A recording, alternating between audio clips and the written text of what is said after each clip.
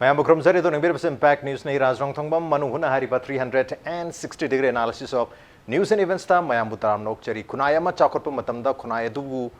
Sema Ibasi Maruina Nahasing or even Mayam Hani Nahasing Si Tungi Yumbirian Hadana Dubu Tungi Yumbirin at the Kunaya Sibu Semi Basi Nahasing Sibu Semi Sikanano have a targeti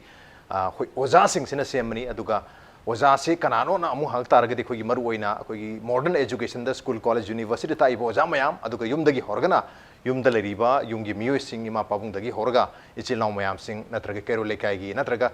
life ki career that Tabak Amatomatam, the Tongan, but Tankata, Marubna, Natraga Kanaguma Muemana, Takpitam, Targadi Madusu Ozani, Hadromayam, loosely translate on Edu Maru in Ozasi, modern education system, Gimatum in Adi, school, college, university, Natraga, educational institutions in Sida, like Takpi Sing Book in Ozani, Hanlona, Eduna, Ozasing Asina, education system, Maru in a modern society, Ama, Natraga, development of Porkmatamda, Ozasing Yam Chowna role, living in a Kanona, Mahiru Sing, Youth Sing, Tungi, Yumbiril Mayam, society system, Kadana Marmudana, Ozasing roles, Yam Chawimana, ideal teacher, Apabu Ozavasi, Yamna Matotari, Apaba, perfect example, Oiba, exemplary teacher. Ideal teacher, Apabu Ozai, Basikanano, Mount the Karikarigun, Yawadagi, Mahagama Yawbadagi, Makoyum, Ozamiam Yawbadagi, Mahiru Sing the Karam Makalgi, Ahong Bakaram Makalgi, changes Porpang and Bagi Aduga, Masina, Kadai Paupada, Kugi Tungi, society Ama Porpumatam the Cam Yamana Masina change, Asian Amoina role play, the Wada Habi Matang, the Kanan, and Udang Impact News Key, Studio Links in the Labor joining us tonight on Manung Hutna. Modern College ki Associate Professor Oja Chongtham Ritani Hamtar Oja Rita Utaramnokcheri, welcome to the show. Appreciate you joining. Also joining us Standard College ki Assistant Professor Panjogum Dhirin Oja Dhirin Busu Taramnokcheri, welcome to the show. Appreciate you joining too. And also joining us Social Scientist Oja Dr. Dhanabal Aishramni Oja Dhanbi Busu Taramnokcheri, welcome to the show. Appreciate you joining too. Ngasi ki question sing se Oja ngato every nay Oja sing se open common question oina dum thamjagi Oja sing anytime dum contribute to view. But to start with ay Oja Dhanbi dagi dum hokjargi Oja. Oja amagi role si am chawi adu oja si damung mayam na pamna si ideal teacher, perfect teacher, exemplary oiba teacher am khana mayam na pamna je khwai phaba oja ma adu khwai dagi phaba tamjaningai oiba oja si kana oidui no kana buno hairi se habagi oja khodi mun de ai bor ngone bo ngone khalam badi ai adu oja na ta mayam na di na traga Mahiru Singh na traga atopa koi kunai na di oja si xyz hari oja si perfect example ne ideal oja am ne mayam hainam di ai aduna koi perfect exemplary or basum ideal Oza have a kana Gadurino, Kari Gunsing, Oza said a chain, Gadam have said the Hodoxa. Ras Wangse, Laise, Ozayam Patablavin. Ozaze quality of the teachers is to be quantity at all. The Ozazing the Loina, Kanana ideal, no Kanana ideal, not Noga Lay Pontida. Ozalo ideal never, in a real sense. Adaquina Ozazi, Ozata Simba, ideal. Oiboy the Wafum Laisi, Ozasing si Patrabra have Wangam Lava. Malemgi, Quidigi Socket Kraba, education systems is at a may horrible. I did light them Manakana people, Lamkrete Yang Seva. Kudamana Japan Yang Si, Singapore Yang Si, Hojiti Canada #1 nego. Adegidi even China pay. Adegidi Sigumba Quigi Lamjing South Korea go. Moising Jisum Yang Mutam the Ozasi. Kayamuk Satina Beva together. France ki FX course hai. Sigi doc sida Ozanatana Soki Tharaga Pambayate. Only the teachers. USA da Ozazi VIP. Scientist ka nise. Kanamta VIP nate US da. Adegidi Japan da ne. Ozamata police na phabe without getting permission from the government. Government ge ya yawdana Oza phabe roy. Ade South Korea da Ozaman phang facilities hai India ki minister bana phang German da khwaidagi tolop yam se Oza German ki sujiti thamani manga de ngai na akoi ki say chief marshal hoigara degi air marshal hoigara adegi hold this water marine ki hoigara adegi magi engineer hoigara doctor hoigara professor hoigara loina magna saw ne ba kai Oza da tolop professor di yaudre ko kai tolop khaidi yam pi no Ada German premier na loy level laga hangbam leba kana semai hang do jan semai haidom yaudra ma ma sa jo ai jo jan sem khone akoi semak padu to lo khaidi yam pi bisi kari kai ge na haiba that means ozagi keno si thaksiam gwange ba ada sai ge khoina quality gi degi ideal gi gai na haiba wafam lai se CD basically India ki education ki magi ranking se 136 ne ba out of 186 country da ko handak farab ne se now idea 150 mathak ni ada mashi lakpa du sigumba school college laiba sakataba lam yam jing da khoina oza ideal oza ideal adu da ga khana ba ne ba ada oza je ta sengbadi aina khanjabada oza na ne oza ji kana no khangaba oza lore he should be ideal maram de kena da malem gi wena hoji khwaidagi wena oza jing na kanna yengnari bala si United Nations gi UNESCO no phongba what makes a good teacher sabasne what makes a good teacher is eminent scholar am tan even at prithibi gi angang chahubda mot pirak pane ba afabo oza dis main oidou ni na adu paradine oza ori myam le kapkan maram di kaino da leipak amagi magi leipak tu tozu malem gi hasine prithibi koba malem sida achau thong gi mapanda thot khaba makhut chenba bukchen chaw graba thamoi yawba thauja lai graba thoi hakchang yawba tathot pa thauja lai graba khut amasina me laga malem gi thungjong ji hangdoga doctor hoina engineer hoina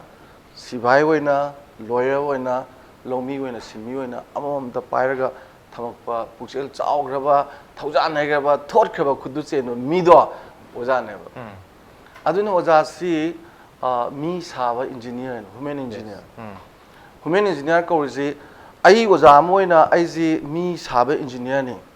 ai gi khutagi loi mol tor ga thoki do bani oja gi ma khutagi thoktaba kanam tali te pithibida astronaut egera amo egera president to pion loina ba lomi sinmi ko auda hojiki haiba sina se kudamoina education institution nama lebse high school egera higher secondary egera college egera university egera mi sabagi factory ne aduda nga sagi thamoi dagi lari takpa ko thamoi de lari takpa jini UNESCO no ji directive kan phiri se aidi thamoi gi posidi angang jaina thamoi de lari takpa da angang para loi phane haine adai warak puji thamoi de warak pude indom te yor haine akhoi ni chai ga phudra kotna law na khongdra yekna badon ngang basing je nung thare ga ise hausa zaita koi oza da nung thare ga ise thaba ya basu yauri ba aidi thamoi dagi ideal je kaim nate hojiki ai oza je kana no mi sab engineer ni khangaba adagi di ai gi lariba institution je mi sabagi factory no de khangaba aduga lariba satra myam jing do madu future ji gi marai bak se moi da leidoi ni all the various professions in je moi na pai gi doi ni adu moi bu sem bai se अखोगी कांगुल दगी थिंकलकपा पांबी मचादा नुंसी ने सिंग चाबी बगी मतम खरा चावरगा तिन Kong फादोपगी मतम याम चावरगा मही लोमदाय दुदा बो खरा अदुम तिन कांग लेबे यूनिवर्सिटी के लेवल बो अदुम लेदना सिगी सि हेक्ता कांगुल दगी लिथोरपदगी न मही चाबी याबगी मपुंग फाबो बोक्ता माली मने सेनबा दुमाइना तांकक नाइना स्कूल अदगी दे high school higher secondary college university ने लाइनेबा अदा यामना थवा यावबो मालिदो सागी पांबी दु याम नुसी भाई तारेने लेजी माबु याम नुसी बदुनि सिंग साइबा संगपजे हरावे हाय अदुगा माबु नुसी दबो मीना इसिंग साइबजे लेना केम थवा यावदे हायबा खंगे हाय को अदमाया थमोय दगी लाइक ताकपा अदगी अमना ख्वाइदे मरु ओइबा मगना माजे अखोइना मोरल साइंस तंबा दरकार लेते हायरेसे ओजागा मागी ममा पा दुगना मोरल साइंस के आइकॉन ओइ हायबने यस रोल मॉडल ओइ हायबनी फिजे चाकसेता अदगी वांगांग संगांगदा को अदगी कीबा खोटपदा याम इटिकेसी याम मेंटेन तोरगा अदगी यामना वाही फजा फजा हायदना मरमदी ngang वाइजे मालेमदा हलोइदो पोट होम लेब unretenable things in the world ina ngangthoki ba wasi mo halu yarena se ojasin section ngangba ga ngang ta birakadabane adedi ani subada mu matam majima mu haloido pot ni na adu matam sina bagi pot ka ngang da tapi gadabane ba ade om subada mu khwaide maru orji punsi je haloido bane na obviously ne ba malemgi asing ba jaga mi am section ri je adu punsi du adu ki matik maru hoy nogi punsi ji mamang da su pokte matung da su poridabani ticket amtang phangala lakpani nangi punsi sida you have to do something guys inject to them never in the mindset of the children ko sumaina wajasing sina future uba lamdugi situation demand to edu kaino khangba ade angang si thamoi degi phajana loina ba adu ma masamak su ngasai role model obi aba adegi magi institution je mi sana factory ni khangba ma masa je mi sabe engineer ni khangba अदु gumboot जा ngak tang ngai badune bakhoina motivated teachers size okay adu magdumak tu leiba darka hoyen thamjage okay motivated teachers mayam am leiba mathau tai mathang je uja ध्यान दिलाक चाहिए उजा की वैनदी करी वाफम थबिनगी कोई ideal teacher की वाफम से लागता रगदी कोई हाई ना बसुलाई कोई टीचिंग है प्रोफेशन सी अतो प्रोफेशन मैम से मदर ऑफ ऑल प्रोफेशन है ना से लोई हरप गातो इबनीना टीचिंग के लमद लेरीबा कोई प्रोफेशनल सिंग वजा सिंग सी आइडियल लोइनमक ओइब मथक ताई ओइनजु लोइ खनबनी अदुबो साइसिदा मो आइडियल टीचर की आर्गुमेंट अमा लाकपनीना आइडियल टीचर से कना ओइदिनो कैदोगदिनो हाइ बजागी इंटरप्रिटेशन थम्बी आई एम ऑनेस्टली इन हाइ हौजब तारगदी तमना मसिगी क्वेश्चन से तसिंग थीबदा लोइफ लेते तो थोब मतम की चेंज लाकपन लेबनीना अदुना आइगी starting the teaching is the most challenging profession yes ever had in our humanity. Human world sida teaching is quite more challenging post for the now. Kari give me why har ganda. Oza ina school college ta angang phanu ta ga. Ai jal sona ka guli jal ga. Ai gile kai de yauri sat sing no di. Tawi se sina khoi de som da ta ai ga som da tawi se ga mai umsa de som ka katuk ka tang option of like lang phang taw le ga. Mai umsa bu sem ngam dra mai umsa bu model na. Oza utadi asing by del tizo utadi. His child, his children should be the first. Mama Sahana, can I say, Tambita Pivase, Maduna, Pigadam. Okay. Model teacher is. Other the queen model is only teacher and that. Mama Oza or Riva, Ina, I Ishadu, I the Palm, Potu Shemaga, Tanmungam Dragadi. He's not much Ojan Habida, just to look Panavi Chelly teacher. I call it. So, and the Oza put on the Marines, Aina. My experience, I volume of teacher like teacher I was the volume like in number I prepare to like by Silvami Sita. Teacher I was here. I'm young Hubatam Kairi like you had a good teacher. I'm the man of the Tamjin. A good teacher, an effective teacher, efficient teacher, competent teacher, brilliant teacher, cram teacher, learned teacher, a quality teacher, a selective teacher, and ideal teacher. See, I'm at the man of the go. Oza ama tapi demi ber yang pernah biaya, kok macam tapi bangang sini jamna mana tak sih puisi kau tu biaya. Adum perkara hangkan tu oza tak sih tu, adum nixing lagi iba mana tu oza tu mana cong thora ga, kok tolak betul na tu cincin. He is an effective teacher. Okay. Kok, jadi a good teacher yang payah hintina boleh na yang mengai biaya. Amag tinna biaya jual tu tu yang social, au colleagues ka friendship mana upang dekai. He may be good teacher. My you take the Sasadi Kaito. Good teacher. I do got good to my teaching the singer, teacher, I'm teaching a good tea or a bra. I don't like. Teaching instruction without teaching is no use. When teaching is an English instruction on the table. Instruction is the Magi Haimam to Papium to Polation Dugi, to Pictogi area Dugi, Kang Nabaka. Halbi na bangun inside back to naba impa pha kan dia kan madu khakhan na tam ne ma mi oina chimuk ti aduna aigi always aina angang sing simatam da aigi principle da don't be a teacher of syllabus and curriculum or books be a teacher of students behavior and students life nang na tam bitu se life to the yauri ba adu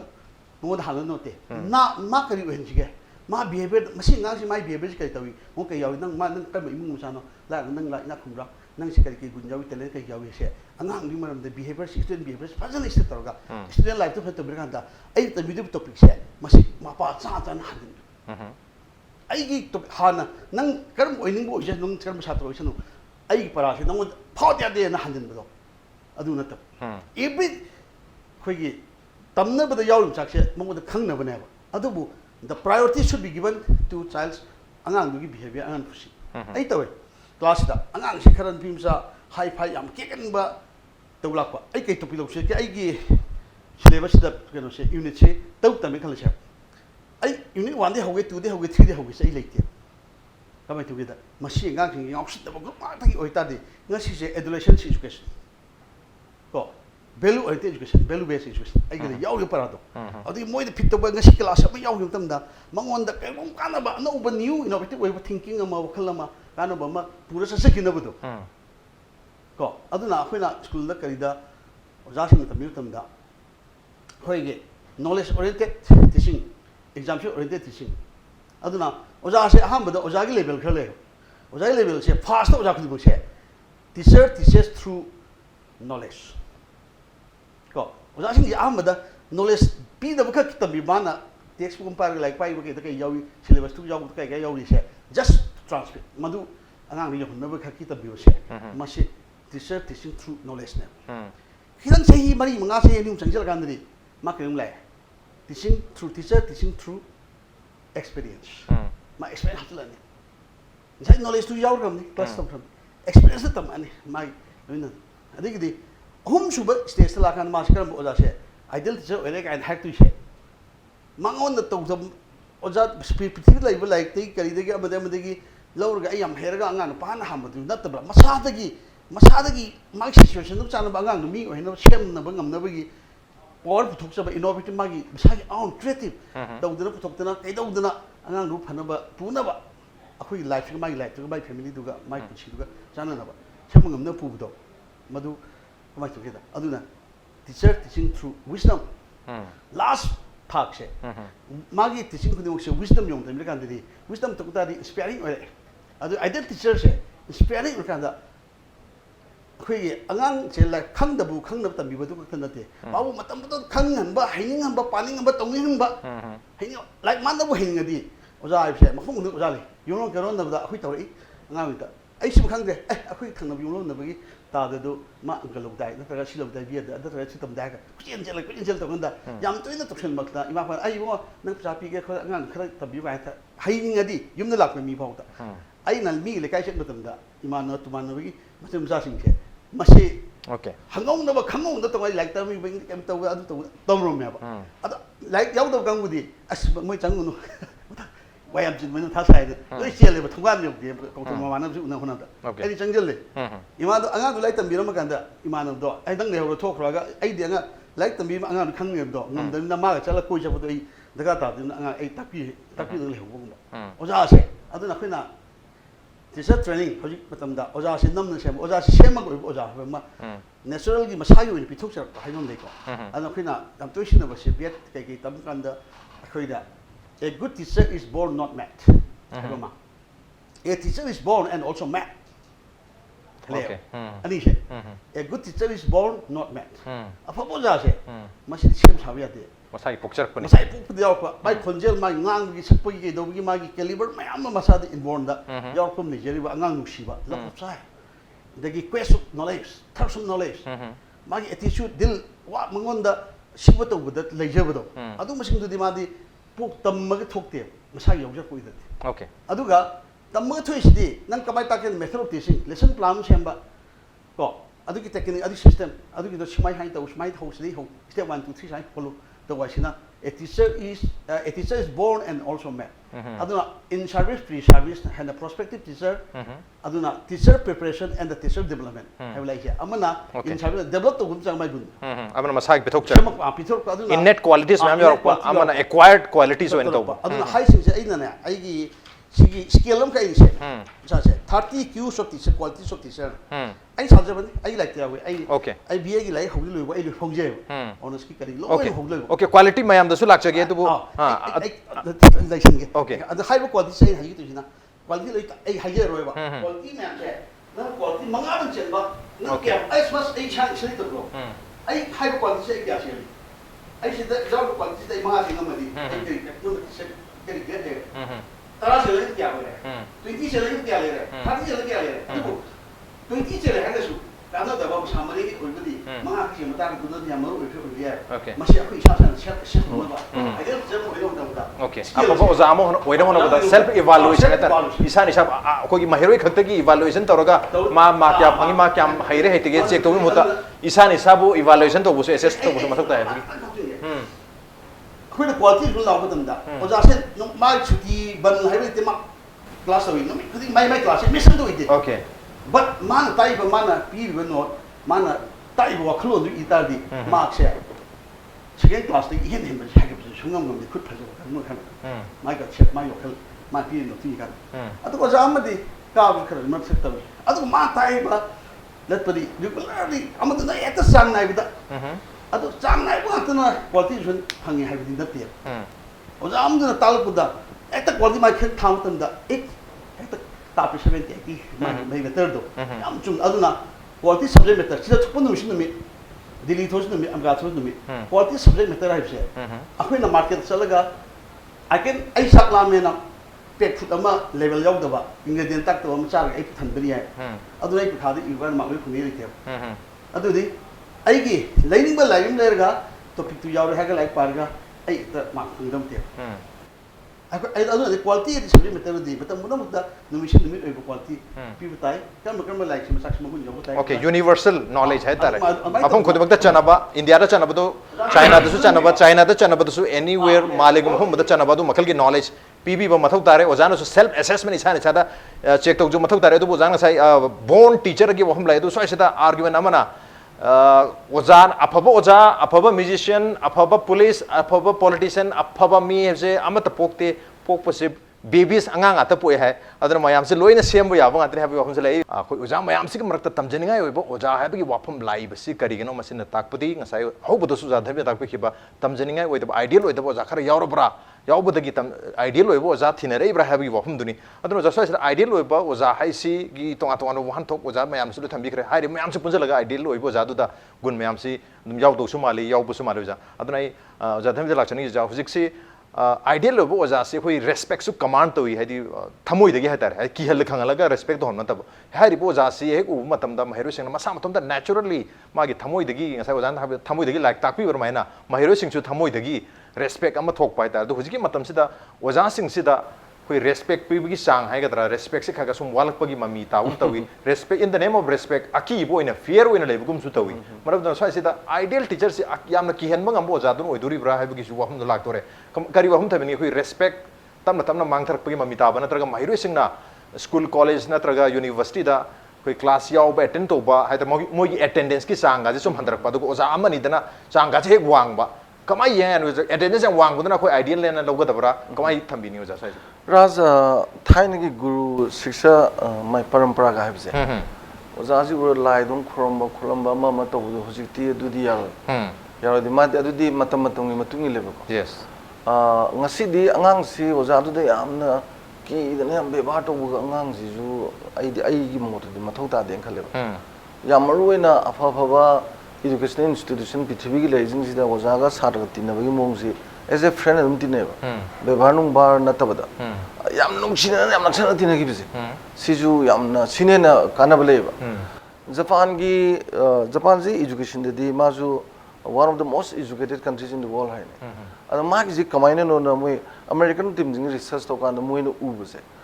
oza ga satra gi mari ji japan mu pho pithbi leite ada ma se kari gi no na yang kan moi pot ani khak yam compulsory we oza ga satra gam tori number 1 da moi chamin na ba ji man ti chamin na ne aduna ne khoina angang sing ma pa ga soidana ma ki sak chamin no hai samin na bazi gi yam na attachment na ma yam nung shibam lei ri ba ma gi samin thamin na ba gi pot ma ko ado japanese oja loi tong ne ba wane no ade ani su ba moi nung ti gi school ji moi sheng ne ba oja ga sa ta ga lo na even toilet po yom adane japan gi khwai ngak pu ji moi character da beauty is sense of perfection na moi gi oja na moi angang da inject to ba da si ne ba yam maru is ideal du ama magi na te ba each of the Japanese student to each of the Japanese youth to moina to thabak si loi fajane maram di moigi oina moigi ojana angang sing makong ta hapam legre ba faja halu ha bise aduna world soccer gi namu to gi do quarter final gi do po bu akhoi sokat bal mo dilili ne ko hunjal mani na Japanese loi live audience so stadium se nan sing do mo sa ki du moi mo ngam ne ba aduda sigi aina sum yeng jabada hojiki is the respect of baga anuba trends the lakada ban respect na taba ozaji ga satra ji ga je with full love and affection yam nakshan na baje yam na nungsi na to ba angang sing se gandhi na for is the na te man porhura kan mapa na phu na te mapa da tumina chinta to je badu aina pokcha bai sabu si yona soigra ba ko ina man nungai tabadu bu da ne ba mini ni su da gandhi na makong tu is papa ai matung da amona phata ba thok tore that is because of the thamoi gi mari dune ba adugi pot tu mapa na mon du utkhi ba dune ba mana national movement da non violence na pu thor ngasi pithibhi the father of nation haris सिगिसी ना अइना थमजनिंगदी अखोइना ओजादे हम व्यवहार तगदौनी अदा व्यवहार तगदौनी जो ओजा खरदि मु किहलगा तहनदे होनरेना हा ए ओजाना आइना ओजा होरेजी सांगेदने हमना आई कॉलेज पुरे अदे यूनिवर्सिटी मणिपुर यूनिवर्सिटी पुरमे tribal university पुरमे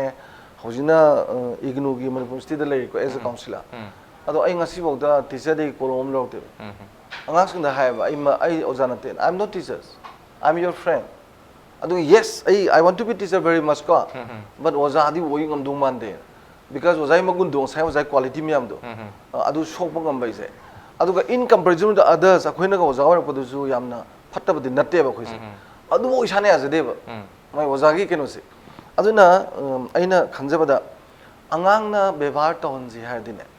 value ledan wa ga ba ai mana magi career ai amana magi attitude beliefs emotion ai amana magi character ai amana magi future madu mayam jing do hekta monda lambe lama phajana takung amaga si na tawdine ai angang si am na lai takale ai makha jang kumdra takale ba awon kem ka nupi rom sai chang phukau do khuji ubjel le ba za ta ke da ai di angang ko laga lai taksam tawle ba ai ge experience to ko kwai ding option na bangang se karim tawdaba khwai ding option na bangang maming ahum mari do maming do class lo bosida maming sinu sine kobi ba mamana ma amang da like ta lorga sanjoi gyan tai ko gai nak pan bi bse ja nei ming ko rei gai jida nungai jadana phamam je sum haiga leim ni keno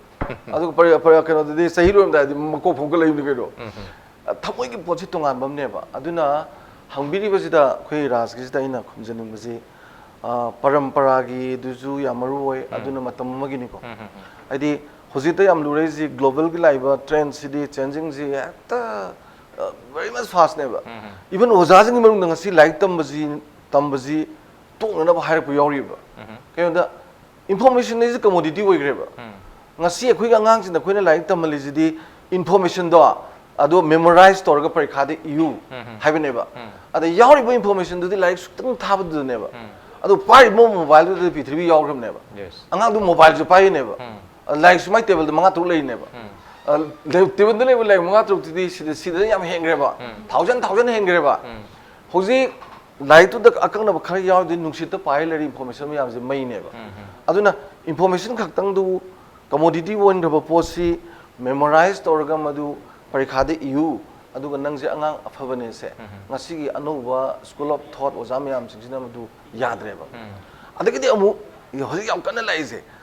developed country ga magi developing country ga ni gi ozajing gi magi kenu se khoi gi magi discourse se hojiki anoba singsina haina kadona do like tam laga okay like tam laga in the sense that hoji khutam je ado mana ek like tam lor paga mana thabak mi gi makha polga thabak thida dum leine ba ai bu thabam tan happy din ngai da ai bu thabam na job seeker ga tane ba aduga masana from the very beginning economy literacy we la ba aduga entrepreneurship ko we ga di poto tonga lai dana anga sing mi yeng di ngai si di angang amana lari class nursery tam badagi ni MA bokta economic literacy je so outra bane ada lai ba magi khwai de chokot padu di senthum duna ni dana ado sumaina asoi myam je ngasi discourse da puthona ji di akoina aduda aina sida mami de laksaning di oja pha phatta bu system na based hoy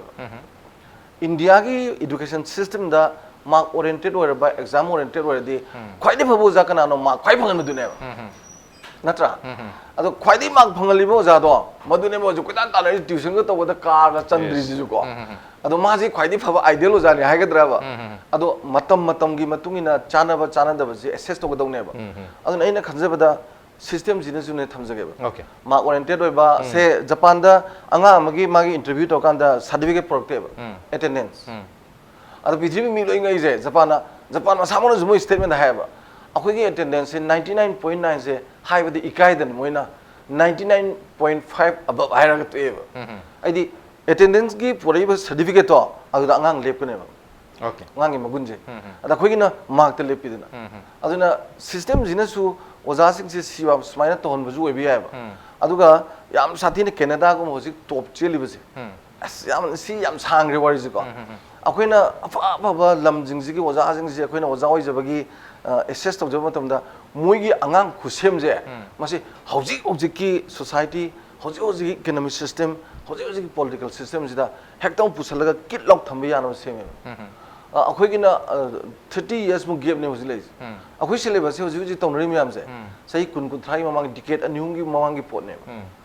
ꯑꯗꯨꯅ ꯍꯟꯗꯛꯀꯤ ꯑꯅꯧꯕ new education policy ꯂꯥꯛꯇꯣꯏꯁꯦ ꯁꯤꯁꯨ ꯑꯩꯈꯣꯏ ꯌꯥꯝ ꯅꯩꯅꯈ꯭ꯔꯦꯅ ꯌꯦꯡꯁꯨ ꯌꯦꯡꯈ꯭ꯔꯦꯅ ꯊꯥꯖꯕ ꯑꯗꯨꯝ ꯋꯥꯠꯂꯤꯕꯀꯣ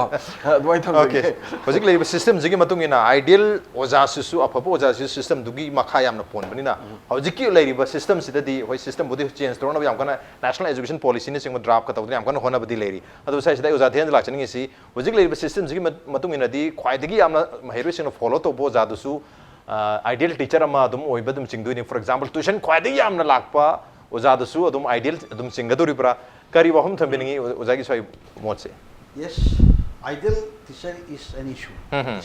Yes. Issue is never ending issue then. Adu matam da leiriba system do. Madu ideal teacher se adum dilai. Adu my society to matam du chana ba in masali budo. Adu da su ideal teacher ne khanja badum lai. Adu high ba sis da ideal teacher du jan hojiki high ma yam ta wat teacher to ba to ba. Ma su te mana ꯑꯉꯥꯡꯁꯤꯡꯗ ꯃꯃꯥ ꯃꯄꯥꯁꯤꯡꯗꯨꯅ ꯀꯩꯒꯨꯝꯕ ꯑꯩꯈꯣꯏꯅ accountable commitment ꯍꯥꯏꯕ ꯀꯝꯄꯤꯇꯦꯟꯁ ꯍꯥꯏꯕ accountability ꯑꯃ ꯂꯩꯌꯦꯕ accountability ꯇꯨꯋꯥꯔꯗꯁ ꯁ꯭ꯇꯨꯗꯦꯟꯠꯁ accountability ꯇꯨꯋꯥꯔꯗꯁ ꯗ institution accountability ꯇꯨꯋꯥꯔꯗꯁ ꯗ parents accountability ꯇꯨꯋꯥꯔꯗꯁ ꯈꯥꯏꯗꯣꯔꯛꯑꯦꯕ ꯁꯨꯃꯥꯏꯅ ꯈꯥꯏꯔꯀꯥꯟꯁꯤꯗ ꯃꯥꯅ ꯇꯧꯔꯤꯕ ꯁꯥꯔꯚꯤꯁ ꯄꯤꯔꯤꯕ ꯁꯥꯔꯚꯤꯁꯁꯦ ꯍꯥꯎ ꯐꯥꯔ ꯏꯁ ꯑꯦꯀꯥꯎꯟꯇꯦꯕꯜ ꯀꯣ ꯑꯣꯖꯥ ꯍꯥꯏꯁꯤꯁꯨ ꯃꯥꯒꯤ ꯁꯣꯁꯥꯏꯇꯤꯗ ꯀꯌꯥꯝ ꯑꯦꯀꯥꯎꯟꯇꯦꯕꯜ ꯇꯧꯏ ꯑꯣꯖꯥ ꯊꯣꯛꯇ ꯃꯇꯝ ꯄꯨꯝꯅꯃꯛꯇ ꯁꯣꯁꯥꯏꯇꯤ ꯅꯦꯁꯟꯒꯤ ꯀꯔꯤ ꯅꯦꯁꯅꯦꯜ तब accountable society accountable parents accountable अजाद चल आगाम फै आगाम बिहेवियर मोडिफाई तौरी है ओजा की यान हनब ओजा की अयाम एक्शन से लाइक तमीद आगाम बिहेवियर हाँ मोद एटेच तौनबद साई ओजा इमोशन वाट एवर इमोशन इमोशन कॉशन खाने एवरीथिंग दो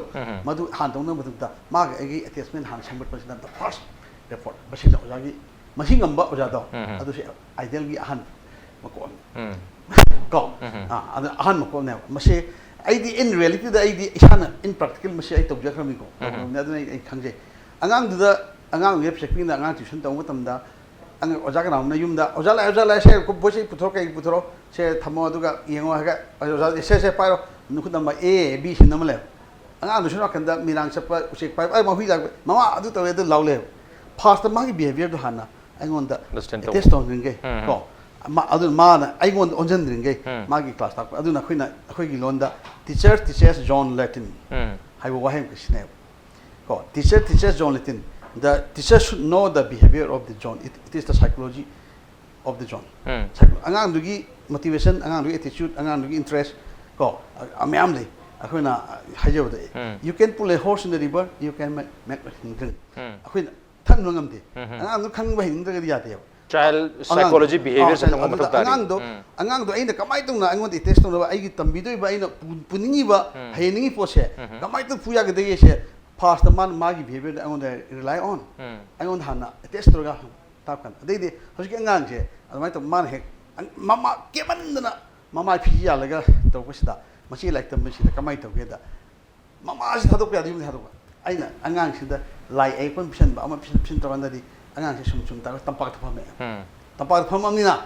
ma like leibi ya le ma pa sin mama pa sin do thadu mama di thadu ya do mai like le ina phame adu da gi di ayuk si da morning pung manga si da mayam hawt ni man hawgal laga ngai le re thoyong se aduna angang si da oja na thamoi da gi haibo sai posak se ka yaw hoge da angang du gi behavior chum thokai ta di yekna bana nang ya da chum thobu ngam ga da de khwai nung si ba du chum thok tu ne ख्वाई माने याब ख्वाई palm ख्वाई माना test तौजब नुसीजब अदना नुसीबद तमीबदी नुसीबद तमीबद ओनबग नुसीदब तमीबग अनि खेने अदना आइना love of teacher आइने हे हाइजे बसी हजकी समाजसिदा आई class आई थेला थमे लव ऑफ टीचर लेरबा ओजा अदु आई mine bounded duty is to make love by the student आई सब्जेक्ट माइ नुसीनि मसी याम खदक सकदम छात्र आई कमाई पागदगी छात्र आई कई दरकार नाक लेहनगदगी लेनिंगदगी आई लाप उनिंग क्लास याउनिंग कईदब को हजिब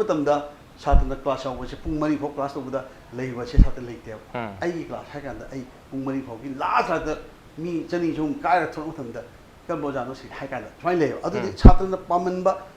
thamoi ge test to bo jan hai man ko mang man da ma gi nit hen ba ma phone ba do adu ni love of teacher si phone ba ta adu it is the first o jamu gi ya nan ba bo re se ma bu se na ba na ba anga hen ba se and then second love of teacher lai ta di ma love of the classroom anga no automatically love of the classroom ma classroom da o ja du gi ngai le re ne classroom ka ra classroom nu se ba chatra do love of the school college ai do college nu ki kaning ba school nu ki kaning se le ge ne love of the school, love of the college, kaning about me do. Love of the society, ma society ay sumba, so class the society ay sum like su hiba, mai to bo na ay sama ki kai kan no ke to ko ke hiba wakal for kan ne. Adu for tadi love of the nation. Ay nation ji dam ta economy o ki resourceful o bi ay to tam o ki khala kan. The love of the world khala kan ni. Last di ahoy na prithvi pa na am like tam na o ga so prime minister nu oining bo oina scientist oining su ma na to di bo ma to kan love of the humanity. Okay. Last day quit to say humanity dam tane do te Yes. adu di ajadu madu gi tim do pi ra mangunda ojam gi leibum thukpa chen thuk ki pi bu ngam mai nit to angang dum da mana pam mi chani ngi lambi sing da mangan pi bu ngam ba oi ra gadi ai tam bi ji se kai adu ngasi angang school curriculum da class 5 4 5 tagi quiz tagi education na si half pun ba je central la yamna nungai ta ba quiz indian education sin da curriculum maker curriculum framework sing na education na se class primary school lagi half kan nang lai tam ji kai no formal education kai no informal education kai no non formal education kai no se khang laga di angang du da mana education si tamak pas da ahoi lai tam ji kai no ahoi school kai kai no ahoi da subject sum sum leru ga ahoi na se da thari prakha kai no hai nang gi mangon da yauri ba gun jing do jing thok na wi dang ta education na se to cheer hai de to draw out to lead out to refine education ko ya na ma thok se ma refine to ne ma refine to na ba adu na ai ge sei dam tang khai do ga ha kan da prithvi ma chakhun bale bam chakhun ba samaj chakhun nation chakhun ba society cha chakhun imum chakhun ma se kana no alien di laga jupiter da kai di mars laga le bak se mo da te it is the individual the grassroots the individual do ne individual do magi head magi hand my head my heart madugi activity madu caliber man tok thor person tok duine adu me am jo high caliber sing do yawra haini yeng nabi dang ta refine to bom chang Okay. refine to ba adu akhoi na Refine to ngamba. refine to bom ngamba Oja sing oi ga da ba. refine to nabi dang ta si akhoi na angang sing da curriculum hai da subject khal singai tamadi loi namak subject khuni loi tambi ya da su singai tamga di mi mo da ma refine to da sim chak yawra ga di lain habi dang ta subject khai ga tamme adu na class 8 fau se अखोइना उशुबम ना carpet Som the उजावमा उबिममा मकु खोक्तो गा हक्स खोक्तो गा class 10 नोकदि मसिना technique सिना उदिं थौनि हागा खायरगा सिना science लौ याबा से तौ याबने से मा चौ बोलो याबने अदु तौने खाइदु इसे मसि वा कनो दा शोमिन दा प्रोसेस से स्कूल लेवल सिदा शोरूम प्रोसेस दा खाइदु ने Okay. कोई महिरोई सिंह दुगी मागी requirement की मतुंगे ना मागी psychology खांगी मथक ता है तारे psychology मागी अंगांग दुगी psychology also behavior अनि मिक्स खांगी रगा वो ज़्यादा ना मधुगी मतुंगे ना अंगांग दुगो mold तो बा shape तो बा मथक ता है बनी तो बस वाइसे दा आई उज़ार इतना लाग चला बता कोई ideal teacher की वापम से लाभ नहीं ना ideal student जो मथक तार बरा है बदुनी ideal student तो मथक तार गदी कोई ideal system है तार गदी ideal school universities and colleges high room में आइडियल ओरक्ता बदगी नत्रगा आइडियल कर मन हान आइडियल ओरगा स्कूल जिना हान आइडियल ओरगा नत्र कॉलेज जिना हान आइडियल ओरगा आइडियल टीचर तो थोलो कदरिबरा नत्रगा टीचर तो हान आइडियल ओरगा अनि से कोना थोलो कदरिबरा हाइबगी आइडियल स्टूडेंट गा स्कूल गजे कमाई यंग अखोगी येरुंगा येंबिगा कनाना हाले दो अदुने ना ये हाइजेनिंग ओके अखोगी स्टेक होल्डर एजुकेशन सिदा छात्र ओजा अदुगा समाज से सी अदुम सुमाई लेबनी अदो अखोइना ngasi wari so ozagi sari aduga oza si yam sumaru oi adubu ngasai gi ani se masi su equally important ade ozan su panbibada yaukiba haji global challenge de sida anoba mayam lai angang sing se moi anoba moi tawdaba yade yam samna present context da iwa ma hajege ba college da angang amma kari ado mana magi eligibility gi ba atopa khara tawde ya de oja computer tamba chatpa khangde ade magi fitness ki kaimba degree diploma ado ada si tawe auna chhatra si haji si ayam bana moi se kari gumba ma dum tawba na loi nami aduga haji ꯁꯥꯇ꯭ꯔ ꯃꯁꯤꯡꯁꯨ ꯌꯥꯝꯅ ꯀ꯭ꯂꯥꯁꯇ ꯋꯥꯠꯂꯤ ꯃꯁꯤ ꯀꯔꯤꯒꯤꯅꯣꯅ ꯍꯥꯏꯕ ꯀꯥꯟꯗ ꯃꯥꯒꯤ ꯉꯝꯅꯅꯕꯁꯤ ꯆꯦꯟꯅꯕ ꯉꯁꯥꯏꯒꯤ social context ꯑꯩ ꯄꯨꯁꯟꯖꯔꯛꯀꯦ ꯑꯗꯨꯅ ꯔꯥꯖꯅꯁꯨ ꯄꯟꯕ ꯌꯥꯝ ꯆꯥꯎꯕ ꯐꯦꯛꯇꯔ ꯑꯣꯏꯔꯤꯕ ꯁꯥꯇ꯭ꯔꯁꯤꯡꯁꯦ ꯑꯁꯤꯁꯨ ꯃꯁꯥꯗ ꯏꯝꯄꯦꯁꯟ ꯑꯣꯏꯕ ꯑꯗꯩ ꯀꯔꯤꯒꯨꯝꯕ ꯈꯔ ꯍꯣꯠꯅꯔꯤꯕ ꯑꯗꯒꯤ ꯌꯥꯝ ꯁꯝꯅ ꯑꯣꯖꯥ ꯗꯥꯛꯇꯔ ꯏꯟꯖꯤꯅꯤꯌꯥꯔ ꯊꯥꯒꯗꯧꯕ ꯑꯉꯥꯡꯁꯦ ꯑꯗꯨꯝ ꯀꯣꯂꯦꯖꯇ ꯑꯗꯨꯝ ꯃꯤꯡ ꯆꯜꯂꯤ ꯍꯥꯏꯖꯔꯤꯕ ꯑꯗꯣ ꯑꯉꯥꯡꯗꯨꯗꯤ ꯋꯥꯗꯣꯏꯅꯦꯕ ꯃꯥꯗꯤ ꯑꯃꯁꯨ ꯍꯣꯠꯅꯩꯅꯤ ꯑꯃꯁꯨ ꯍꯣꯠꯅꯩꯅꯤ ꯑꯗꯩ ꯑꯣꯖꯥꯒꯤ ꯄꯥꯔꯠꯇ ꯑꯃꯨꯛ ꯂꯥꯛꯆꯔꯒꯦ ꯌꯥꯝ ꯐꯖꯅ ꯇꯥꯛꯆꯕ ꯊꯋꯥꯏ ꯌꯥꯎꯕ ꯑꯣꯖꯥ ꯑꯃꯁꯦ ꯃꯁꯤ ꯃꯥꯛꯁꯨ ꯑꯗꯨꯝ ꯅꯤꯡꯕ ꯀꯥꯏ ꯍꯥꯏꯖꯔꯤꯕ ꯃꯥꯒꯤ ꯀ꯭ꯂꯥꯁꯁꯤꯗ ꯁꯥꯇ꯭ꯔꯁꯦ ꯐꯖꯅ ꯀꯥꯗꯕ ꯌꯥꯎꯏ ꯑꯗꯩ ꯉꯔꯥꯡ ꯇꯥꯛꯈꯤꯕꯗꯣ ꯑꯃꯨꯛ ꯂꯥꯛꯇꯕ ꯌꯥꯎꯏ ꯁꯨꯃꯥꯏꯅ ꯇꯧꯗꯅ ꯃꯁꯤ ꯑꯃꯅ ꯑꯃꯨꯛ ꯅꯤꯡꯕ ꯀꯥꯏꯕ ꯑꯃꯅ ꯑꯃꯨꯛ ꯅꯤꯡꯕ ꯀꯥꯏꯕ ꯃꯁꯤ ꯃꯔꯥꯟꯁꯤ ꯁꯃꯥꯖꯅꯤ ꯃꯁꯤꯗ ꯀꯅꯥꯁꯨ ꯍꯣꯡꯉꯛꯄꯒꯤ ꯆꯦꯜꯗ ꯑꯩꯈꯣꯏꯅ ꯈꯔ ꯊꯩꯗꯣꯛꯑꯒ ꯀꯔꯤ ꯐꯕꯒꯦꯅ ꯇꯧꯕ ꯅꯠꯇꯅ ꯃꯁꯤꯗ ꯃꯗꯨ ꯌꯥꯝ ꯂꯥꯜꯂꯤ ꯑꯗꯨꯃꯥꯏꯅ ꯇꯧꯗꯧ ꯅꯠꯇꯦ ꯍꯥꯏꯅꯤꯡꯉꯥꯏꯁꯨ ꯂꯩꯇꯦ ꯑꯉꯥꯡꯁꯤꯡꯗꯨꯁꯨ ꯑꯗꯨꯝ ꯑꯗꯨꯃꯥꯏꯅ ꯇꯧꯕ ꯇꯥꯕꯅꯤ ꯑꯗꯒꯤ ꯑꯃꯨꯛ ꯑꯩꯅ ꯃꯇꯥꯡꯁꯤꯗꯩꯁꯤꯗ ꯇꯤꯆꯔ ꯁ꯭ꯇꯨꯗꯦꯟ ꯔꯤꯂꯦꯁꯟꯁꯤꯞꯀꯨꯝꯕ ꯑꯃ ꯑꯩꯅ ꯑꯦꯁꯇꯥꯕ꯭ꯂꯤꯁ ꯌꯥꯝ ꯇꯧꯅꯤꯡꯅꯦꯕ ꯑꯗ ꯃꯁꯤ ꯌꯥꯗꯕ ꯀꯔꯝꯅ ꯌꯥꯗꯕ ꯃꯁꯤ ꯁꯤꯁꯇꯦꯝꯗ ꯑꯩ ꯈꯔ ꯍꯥꯏꯖꯒꯦ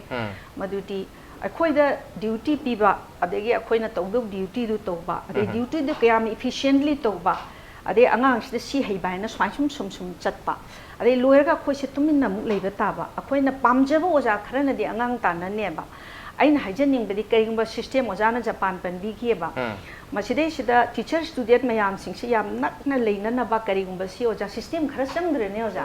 ꯑꯩꯅ ꯀ꯭ꯂꯥꯁ ꯑꯉꯥꯡ ꯇꯥꯛꯆꯔꯦ ꯑꯉꯥꯡꯁꯤꯡꯁꯨ ꯂꯥꯛꯑꯦ ꯑꯗꯨꯒ ꯃꯈꯥꯗꯤ ꯑꯩꯈꯣꯏ ꯀꯩꯁꯨ ꯔꯤꯂꯦꯁꯟ ꯂꯩꯇꯕ ꯃꯁꯤꯗꯩꯁꯤꯗ ꯄꯣꯂꯤꯁꯤ ꯀꯔꯝꯅ ꯑꯩꯈꯣꯏꯅ ꯑꯉꯥꯡꯁꯤꯡꯁꯤꯗ ꯈ꯭ꯋꯥꯏꯗꯒꯤ ꯅꯛꯅꯕ ꯌꯥꯅꯅꯕ ꯃꯣꯏꯗ ꯀꯔꯤꯅꯣ ꯍꯥꯎꯁ ꯈꯥꯏꯗꯣꯛꯄꯤꯗꯅ ꯑꯗꯒꯤ ꯏꯁꯩ ꯇꯝꯕꯤ ꯀꯩꯗꯤ ꯀꯔꯤꯒꯨꯝꯕ ꯃꯌꯥꯝ ꯑꯃ ꯁꯝꯊꯤꯡ ꯕꯤꯌꯣꯟ ꯑꯋꯔ ꯑꯩꯈꯣꯏꯒꯤ ꯀꯔꯤ ꯍꯥꯏꯅꯤ ꯀꯦꯄꯥꯁꯤꯇꯤ ꯄꯣꯠ ꯈꯔ ꯂꯩꯌꯦꯕ ꯑꯣꯖꯥ ꯑꯩꯈꯣꯏꯅ ꯌꯥꯝ ꯅꯛꯁꯟꯅꯤꯡꯉꯁꯨ ꯅꯛꯁꯟꯕ ꯌꯥꯗꯕꯒꯨꯝꯕ ꯑꯗꯣ ꯑꯩꯈꯣꯏꯅ ꯄ꯭ꯔꯥꯏꯚꯦꯠ ꯏꯟꯁꯇꯤꯇ꯭ꯌꯨꯠ ꯑꯗꯨꯒ ꯒꯚꯔꯟꯃꯦꯟꯠ ꯏꯟꯁꯇꯤꯇ꯭ꯌꯨꯠꯇ ꯃꯁꯤꯗꯩꯁꯤꯗ ꯑꯃꯅ ꯈꯔ ꯄꯥꯛꯅ ꯌꯦꯡꯉꯦ ꯑꯃꯅ ꯄꯤꯛꯑꯕꯅꯤꯅ ꯈꯔ ꯃꯣꯏꯅ ꯉꯝꯃꯤ ꯑꯗꯨꯕꯨ ꯃꯗꯨ ꯑꯩꯈꯣꯏ ꯉꯁꯤ ꯗꯤꯁꯀꯁꯟꯗꯁꯨ ꯌꯥꯎꯗꯦ ꯑꯗꯨꯒ ꯌꯥꯝ ꯁꯦꯡꯅ ꯍꯥꯏꯔꯒꯗꯤ ꯄꯣꯂꯤꯁꯤ ꯍꯥꯏꯖꯕꯗꯨꯗ ꯑꯩ ꯂꯥꯛꯑꯦ ꯑꯗꯨꯅ ꯑꯣꯖꯥ ꯑꯃꯁꯨꯡ ꯁꯥꯇ꯭ꯔ ꯍꯥꯏꯕꯁꯤꯗꯤ ꯃꯗꯨꯗ ꯌꯥꯎꯕ ꯑꯦꯂꯤꯃꯦꯟꯠ ꯑꯃꯅꯤ ꯑꯗꯨꯅ ꯁꯤꯁꯇꯦꯝ ꯑꯃꯁꯨꯡ ꯁꯣꯁꯥꯏꯇꯤꯁꯦ ꯃꯁꯤ ꯌꯥꯝ ꯃꯔꯨ ꯑꯣꯏ ꯍꯥꯏꯅ ꯑꯩ ꯂꯧꯖꯅꯤꯡꯉꯤ ꯇꯤꯆꯔ ꯁ꯭ꯇꯨꯗꯦꯟ ꯔꯤꯂꯦꯁꯟꯁꯤꯞ ꯁꯥꯒꯠꯅꯤꯡꯕꯗꯁꯨ ꯑꯣꯖꯥꯅ ꯉꯥꯛꯁꯨ ꯉꯝꯗꯕ ꯑꯗꯩ ꯁꯥꯇ꯭ꯔꯁꯤꯡꯁꯤꯁꯨ ꯂꯥꯛꯑꯒ ꯊꯥꯏꯅꯒꯤ ꯒꯨꯔꯨꯀꯨꯜꯗ ꯑꯣꯖꯥ ꯑꯉꯥꯡ ꯂꯥꯛꯄ ꯃꯇꯝꯗ ꯃꯥ ꯒꯨꯔꯨꯁꯤꯅ ꯍꯧꯗꯩ ꯂꯣꯏꯐꯥꯎ ꯂꯣꯏꯅ ꯇꯝꯕꯤꯅꯤ ꯂꯝꯆꯠ ꯕꯦꯚꯥꯔꯗꯒꯤ ꯂꯥꯟ ꯇꯝꯕꯤꯗꯣꯔꯤꯕꯅꯤ ꯃꯟꯇ꯭ꯔ ꯇꯝꯕꯤꯗꯣꯔꯤꯕꯅꯤ ꯕꯦꯗ ꯑꯗꯨꯃꯥꯏꯅ ꯂꯣꯏꯅ ꯇꯧꯕꯁꯨ ꯑꯩꯅ ꯉꯝꯗꯕ ꯑꯩꯅ ꯀꯔꯤꯒꯨꯝꯕ ꯑꯩꯉꯣꯟꯗ ꯄꯤꯕ ꯈꯔꯗꯨꯗꯒꯤ ꯍꯦꯟꯅ ꯇꯧꯕ ꯌꯥꯗꯕ ꯑꯗꯒꯤ ꯈ꯭ꯋꯥꯏꯒꯤ ꯃꯀꯣꯛ ꯑꯣꯖꯥ ꯃꯁꯤꯗꯗꯤ ꯍꯦꯗ ꯑꯣꯐ ꯗ ꯑꯩꯈꯣꯏꯒꯤ ꯍꯦꯗ ꯍꯥꯏꯖꯒꯦ ꯍꯦꯗꯁꯤ ꯑꯩ ꯄꯥꯔꯇꯤꯀꯨꯂꯔ ꯑꯣꯏꯖꯔꯣꯏ ꯍꯦꯗꯁꯤ ꯌꯥꯝ ꯃꯔꯨꯅꯤ ꯄꯣꯂꯤꯁꯤ ꯃꯦꯛ ꯇꯧꯔꯛꯏꯕ ꯑꯗꯨꯒ ꯂꯣꯏꯅꯃꯛꯁꯦ ꯚꯤꯖꯟ ꯑꯃꯗ ꯁꯨꯃꯥꯏꯅ ꯇꯧꯁꯤꯑꯅ ꯇꯧꯕꯁꯦ ꯑꯗꯣ ꯃꯁꯤ ꯇꯁꯦꯡꯅ ꯏꯗꯨꯀꯦꯁꯟꯒꯤ ꯑꯣꯏꯕ ꯄꯣꯠꯇ ꯌꯥꯝ ꯆꯥꯎꯅ ꯂꯩꯒꯅꯤ ꯑꯣꯖꯥꯅꯗꯤ ꯌꯥꯝ ꯇꯧꯖꯅꯤꯡꯕ ꯐꯤꯜꯗꯗꯤ ꯑꯩꯈꯣꯏꯅ ꯂꯩꯕ ꯑꯣꯖꯥ ꯋꯥꯛꯁꯨ ꯇꯧꯕ ꯈꯪꯁꯨ ꯈꯪꯕ ꯃꯦꯅꯤ ꯏꯌꯔꯁꯁꯤ ꯑꯉꯥꯡꯁꯤꯡꯁꯤꯒꯤ ꯃꯔꯛꯇ ꯂꯩꯕꯗ ꯃꯣꯏꯒꯤ ꯃꯀꯣꯛꯀꯤ ꯂꯦꯚꯦꯜꯁꯤꯗ ꯑꯩꯈꯣꯏꯅ ꯀꯨꯝꯊꯔꯒ ꯃꯣꯏꯒꯤ ꯑꯋꯥꯕ ꯑꯗꯩ ꯂꯣꯏꯅꯃꯛꯇꯤ ꯈꯪꯕ ꯐꯥꯏꯅꯦꯜꯂꯤ ꯑꯩꯈꯣꯏꯕꯨ ꯀꯃꯥꯟ ꯇꯧꯕ ꯑꯩꯈꯣꯏꯒꯤ ꯇꯧꯒꯗꯕ ꯁꯤꯁꯇꯦꯝꯁꯦ ꯃꯁꯤꯅ ꯍꯦꯛ ꯏꯌꯥ ꯌꯥꯗꯕꯁꯤ ꯑꯣꯖꯥ ꯊꯣꯛꯏꯀꯣ ꯑꯗꯣ ꯑꯩ ꯁꯤꯃ ꯑꯗꯒꯤ ꯑꯉꯥꯡꯁꯤꯡꯁꯤꯗꯁꯨ ꯐ꯭ꯌꯨꯆꯔꯒꯤ ꯖꯣꯕꯀꯤ ꯌꯥꯝ ꯋꯥꯏ ꯑꯉꯥꯡꯁꯤꯡꯁꯤ ꯑꯩꯅ ꯍꯧꯖꯤꯛ ꯀ꯭ꯂꯥꯁꯇ ꯐꯝꯅ ꯃꯣꯏꯅ ꯃꯥꯒꯤ ꯐ꯭ꯌꯨꯆꯔꯒꯤ ꯈꯜꯂꯤ ꯁꯤ ꯂꯣꯏꯔꯒ ꯀꯔꯤ ꯇꯧꯒꯗꯒꯦ ꯍꯥꯏꯕꯒꯤ ꯑꯉꯥꯡꯁꯤꯡꯁꯤꯗꯩꯁꯤꯗ ꯃꯁꯤ ꯑꯣꯖꯥꯒꯤ ꯕꯤꯌꯣꯟꯗ ꯂꯩꯕ ꯄꯣꯠ ꯑꯃꯅꯤ ꯍꯥꯏꯖꯔꯤꯕ ꯑꯉꯥꯡꯁꯤꯡꯁꯤꯒꯤ ꯃꯀꯣꯛꯇ ꯂꯥꯡꯕꯁꯦ ꯃꯁꯤꯁꯨ ꯌꯥꯝꯅ ꯆꯥꯎꯕ ꯀꯣꯖ ꯑꯃꯅꯤ ꯑꯗꯨꯒ ꯉꯁꯥꯏꯒꯤ ꯑꯥꯏꯗꯤꯌꯦꯜ ꯇꯤꯆꯔ ꯍꯥꯏꯕ ꯑꯗꯨꯃꯥꯏꯅ ꯔꯥꯖꯃꯛꯅ ꯍꯪꯈꯤꯕꯗꯀꯣ ꯁ꯭ꯇꯨꯗꯦꯟꯁꯨ ꯍꯥꯏꯅ ꯍꯥꯏꯕꯗꯣ ꯑꯗꯨ ꯃꯗꯨ ꯑꯩ ꯆꯥꯎꯔꯥꯛꯄ ꯑꯗꯨꯝ ꯃꯥꯟꯅꯔꯞ ꯇꯧꯅ ꯂꯩꯕ꯭ꯔꯥ ꯍꯥꯏꯅ ꯑꯩ ꯊꯝꯖꯒꯦ ꯑꯉꯥꯡꯁꯤꯡꯁꯤꯒꯤ ꯃꯀꯣꯛꯁꯤꯡꯁꯤꯁꯨ ꯌꯥꯝꯅ ꯂꯥꯡꯉꯤ ꯒ꯭ꯔꯦꯖꯨꯑꯦꯇꯦꯠ ꯑꯣꯏꯈ꯭ꯔꯕ ꯅꯠꯇ꯭ꯔꯒ ꯑꯣꯖꯥꯒꯤꯗꯒꯤ ꯃꯥꯁꯇꯔ ꯂꯣꯏꯈ꯭ꯔꯕ ꯑꯉꯥꯡꯁꯦ ꯂꯣꯏꯅꯃꯛ ꯊꯕꯛ ꯐꯪꯅꯤ ꯍꯥꯏꯕꯒꯤ ꯃꯣꯏꯒꯤ ꯃꯀꯣꯛꯇ ꯒꯥꯔꯟꯇꯤꯁꯤ ꯂꯩꯇꯦ ꯑꯗꯨꯅ ꯑꯉꯥꯡꯁꯤꯡꯁꯦ ꯃꯀꯣꯛ ꯂꯣꯏꯅ ꯁꯥꯏ ꯑꯗꯨꯅꯗꯤ ꯑꯩꯈꯣꯏꯅ ꯌꯥꯝꯅ ꯂꯩꯅꯝꯅ ꯃꯥꯂꯪꯅ ꯉꯥꯎꯍꯧꯔꯤꯑꯕ ꯑꯩ ꯀꯕꯤꯇꯥ ꯑꯃ ꯅꯤꯡꯁꯤꯡꯉꯛꯏ ꯑꯩꯈꯣꯏꯅ ꯋꯥꯛꯇꯤ ꯇꯧꯖꯕ ꯐꯤꯜꯁꯤꯗꯗꯤ ꯋꯥꯖꯕ ꯑꯗꯨꯒ ꯌꯥꯝꯅ ꯋꯥꯖꯔꯒ ꯑꯩꯈꯣꯏꯅ ꯂꯣꯏꯅꯃꯛꯇꯤ ꯄꯥꯏꯁꯟꯕ ꯉꯝꯗꯕ ꯑꯗꯨꯒꯨꯝꯕ ꯄꯣꯖꯤꯁꯟ ꯑꯃꯗ ꯑꯣꯖꯥꯁꯨ ꯂꯩ ꯑꯗꯨꯒ ꯁꯥꯇ꯭ꯔꯁꯨ ꯁꯃꯥꯖꯅ policy-na. Okay, ozana su yamna tawzaning taraga su leiri ba system sina hai tara masina tawbangam dabagi hai tara lengoi si yam pining tar su kan na paisa laga kan na paisa lengai nanda gi bi sang hele ha batu oza sing da su thoi ha bu dunia tu koi system su improve to mathok tari to oza sing da su yamna passionately ai teaching si job amana tabida ai gi pamja ba mo in I want to be a teacher, that's why I'm a teacher ha bagi wakhalon da sang pam mathok tari to ga mahiroi sing bu yamna passionately takpi ba makoi life pu shape tawno hona ba yam chawba role ama hanba leitana tawbata mathau tari adubu at the same time mahiroi singsu ideal mahiroi ba mathau tari and system sisu ideal system ama onthokpa amadi adum mathau tari on den ngasi onadi manu hongi tharamje matang charo sinjarge ngasi tharamsida oja dhanapi oja dhere namadi oja ritan lengbe to ngasi tharamsiba thawa happy kheba amadi mapung pharbi dong taw jahumbu amukana thaka phonup chari appreciate you joining Masin ngasi manu hongi tharam ngasi edition se karam tobi bagi khoi khan berpe agane koi mail id impacttvnews@gmail.com natra khoi Facebook page www.facebook.com/impacttvmanipur da join to birga comment amadi feedback thabir pe agane. Well, ladies and gentlemen, thank you so much for joining us from the other side of the screen. Until next time, this is Raj Runthong signing off. Kurumjai.